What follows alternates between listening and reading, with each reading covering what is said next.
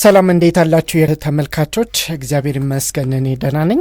በዚህ ቪዲዮ የጋራ መኖሪያ ቤቶች ወይም ኮንዶሚኒየም ለመግዛት የሚያስፈልጉ ህጋዊ መስፈርቶችና ከቤት መግዣ ዋጋ ውጭ የሚጠይቁ ተጨማሪ ወጪዎችን በዝርዝር እንመለከታለን። ብዙ ገዢዎች የቤት ዋጋን ብቻ አስልተው ወደ ግዢ ቢገቡም ኋላ ላይ ግን ለሚመጡ ያልተፈለጉ ክፍያዎች ይጋለጣሉ። ስለዚህ ይህንን ቪዲዮ የምትመለከቱ ተመልካቾች በመልእክታችንን ቀድማችሁ በማግኘታችሁ አስቀድማችሁ እንድትዘጋጁ ይረዳችኋል። በዚህ ቪዲዮ ውስጥ ማነሳቸው ዋና ዋና ጉዳዮችን ቀደም ብዬ ላስተዋውቃችሁ። የመጀመሪያው ቤት ለመግዛት የሚያስፈልጉ ሰነዶች ምን ምንድን ናቸው? የውልና ማስረጃ ስም ማዞር ሂደትስ እና ክፍያውስ ምን ይመስላል? እንደዚሁም የቴምብር ቀረጥና የካርታ ስም ማዞሪያ ወጪዎቹ እንዴት ይሰላሉ? እንደዚሁም ደግሞ ወጫቸው እስከምን ሊደርስ ይችላል? ሌላው የደላላ ኮሚሽንና የቤት እድሳት ወጪዎችን በተመለከተ ቤት ገዢዎች የማያውቋቸው ነገሮች አሉ። እነሱንም እነግራቸዋለሁ። በተጨማሪም ደግሞ ከግዢ በፊት መፈተሽ ያለባቸው አስቀድሞ የሚከፈሉ ክፍያዎች አሉ።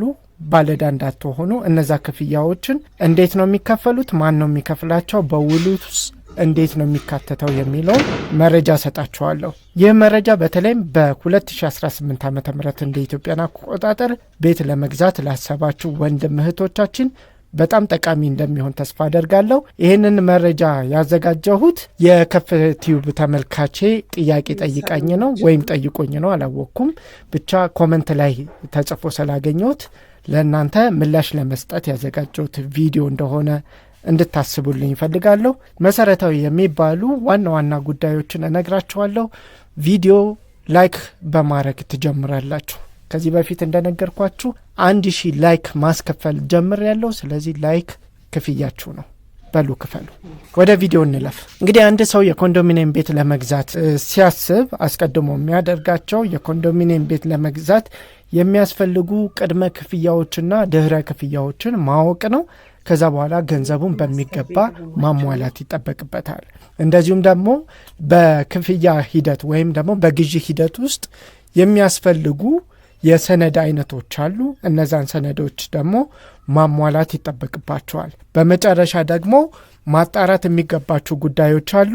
እነዛን ሂደቶች ማጣራት አለባችሁ። በደንብ አድርጌ ሶስቱንም አይነት እነግራችኋለሁ። የመጀመሪያው ኮንዶሚኒየም ቤት ለመግዛት የሚያስፈልጉ መስፈርቶች ውስጥ አንደኛው የታደሰ የነዋሪ መታወቂያ ነው። ስለዚህ መታወቂያችሁን ሳታሳድሱ ወይም ናሽናል አይዲ ብሔራዊ መታወቂያ ሳታወጡ ከሁለት አንዱ የታደሰ ወይም ከሌላችሁ በውልና ማስረጃ ሊያስተናግዷችሁ አይችሉም።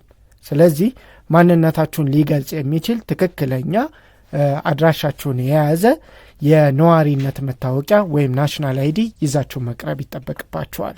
አሁን ላይ እንደውም በአዲስ አበባ የምትኖሩ ከሆነ የብሔራዊ መታወቂያ በውልና ማስረጃ ወይም በተለምዶ ነው ይህ አጠራሩ በሰነዶች ማረጋገጫና ምዝገባ ኤጀንሲ በአካል ቀርባችሁ ማስረጃችሁን የምታስመዘግቡት እነዚህ መታወቂያ ስትይዙ ነው። ሁለተኛ የጋብቻ ሁኔታ ማረጋገጫ ነው። ጥንድ ከሆናችሁ ባልና ሚስት ከሆናችሁ የባልና ሚስት ያገባ ሰርተፊኬት ማቅረብ ይኖርባችኋል። ካላገባችሁ ደግሞ ንብረቱ በስማችሁ ብቻ እንዲመዘገብ ያላገባ ሰርተፊኬት ማቅረብ ይጠበቅባችኋል። አለበለዚያ ግን አግብታችሁ ያላገባ የምታቀርቡ ከሆነ አይሆንም። እንደዚሁም ሳታገቡ ያገባ ሰርተፊኬት የምታቀርቡም ከሆነ አይሆንም። ስለዚህ የጋብቻ ሁኔታችሁን የሚያረጋግጥ ሰነድ ማቅረብ አለባችሁ። ምክንያቱም ቤቱ በማን ነው የሚመዘገበው? ባንተ ነው ወይስ በእናንተ የሚለውን ለመመለስ የሚረዳችሁ ይሆናል። ሌላው ደግሞ የውክልና ስልጣን ካላችሁ፣ ለምሳሌ በውክልና የምትገዙ ከሆነ በርካታ የከፍ ተመልካቾች በውጭ ሀገር ነው ያላችሁት። ስለዚህ እናንተ በኢትዮጵያ ውስጥ ቤት ለመግዛት ስታስቡ ውክልና የምትሰጡ ከሆነ ቤት መግዛት የሚችል የሚል በውልና ማስረጃ የተረጋገጠ ውክልና ልሰጡ ይገባል። ስለዚህ ይህንን የውክልና ስልጣን የያዘ ሰው መሆን አለበት። ካልሆነ ግን ራሱ ገዢው በአካል መገኘት ይጠበቅበታል። ግልጽ ነው። እነዚህ ከሰነድ አንጻር ነው። ሌላው ደግሞ የባንክ አካውንት ያስፈልጋቸዋል። አሁን ላይ የባንክ ዝውውር ወይም የገንዘብ ዝውውር የሚደረገው በባንክ ስለሆነ በብቸኝነት ስለዚህ የባንክ አካውንትም ያስፈልጋቸዋል። ቢሆን የንግድ ባንክ የኢትዮጵያ ንግድ ባንክ አካውንት ይመረጣል የመንግስት ስለሆነ ፕላስ ደግሞ ብዙዎች የሚጠቀሙት ስለሆነ ይሄንን ብታደርጉ ይሻላል። ካልሆነም የትኛውንም ባንክ መጠቀም ትችላላችሁ፣ አስገዳጅ አይደለም። ከዛስ የቤት መግዣ ዋጋ ውጪ ያሉ ወጪዎች ምንድን ናቸው? ለምሳሌ አንድ ሰው ቤት ለመግዛት ሲሄድ አሁን የምነግራችሁ ከግለሰብ ቤት ስትገዙ ነው። ከግለሰብ ቤት ስትገዙ የሚጠበቅባችሁ የወጪ አይነት አሉ። አንደኛው የቤት ዋጋ ነው። ብዙ ሰው ቤት መግዛት የሚመስለው የቤት ዋጋ ብቻ ይመስለዋል።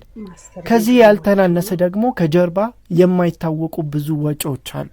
እሱን ነው ዛሬ በደንብ ላሳውቃቸው የምፈልገው። የመጀመሪያው በጣም ከትንንሹ ስጀምር የውልና ማስረጃ ክፍያዎች ነው። እዚህ ላይ 2 ክፍያዎች ይጠበቅባቸዋል። አንደኛው በውልና ማስረጃ ላይ የሚጽፉ የህግ ባለሙያዎች አሉ። ተደራጅተውም በግላቸውም እዛ ውልና ማስረጃ ስትሄዱ የሚጻፍ ነው እያሉ የሚጠይቋችሁ ሰዎች አሉ። እነዚህ ሰዎች ስራቸው ምንድን ነው? ውልና ማስረጃ ላይ ስትገቡ ይዛችሁት የምትቀርቡትን ዶክመንቶች ህጋዊ በሆነ መንገድ የሚጽፉላችሁ ባለሙያዎች ናቸው። ለእነሱ የምትከፍሉት ክፍያ አለ። ድሮ እስከ 700 ብር ነበር። አሁን ግን በእርግጠኝነት ይጨምራል። ስለዚህ እንደዚህ አይነት አነስተኛ ወጪዎች አሉ። እነዚህ ላይ ከጻፋችሁ በኋላ ወይም ካልጻፋችሁ በኋላ በሲስተም ለውልና ማስረጃ ወይም ደግሞ ለሰነዶች ማረጋገጫና ምዝገባ ኤጀንሲ በሲስተም ይላክላቸዋል። እናንተ ልክ ስትገቡ ቁጥር ነው የምታወጡት። የወረፋ ቁጥር ይሰጣቸዋል። በዛ ቁጥር መሰረት በሲስተም ትስተናገዳላችሁ። ለምሳሌ ትኬት ቁጥር 1 ወደ መስኮት ቁጥር ወደዚህ ሄዱ የሚል ድምጽ እየሰማችሁ በወረፋቸው መሰረት ትስተናገዳላችሁ። ከዚያ የመጀመሪያ የምታደርጉት ነገር ምንድነው? ቁጥራችሁን ስትሰጡ በእናንተ የተላከላችሁን የሪፈረንስ አይዲ እነዛ ባለሙያዎች ይሰጧቸዋል። ያንን ሪፈረንስ አይዲ ለምዝገባና ሰነዶች ማረጋገጫ ባለሙያዎች ስትሰጧቸው ፋይላችሁ ይወጣል። ከዛ በኋላ ፕሪንት ይደረጋል። እያንዳንዱ ነገር ወይ ከታች ፕሪንት አድርጋችሁ ትመጣላችሁ ወይ በሲስተም ተልኮላችሁ እዛ ፕሪንት ተደርጎ ፕሮሰሱን ትጀምራላችሁ ማለት ነው።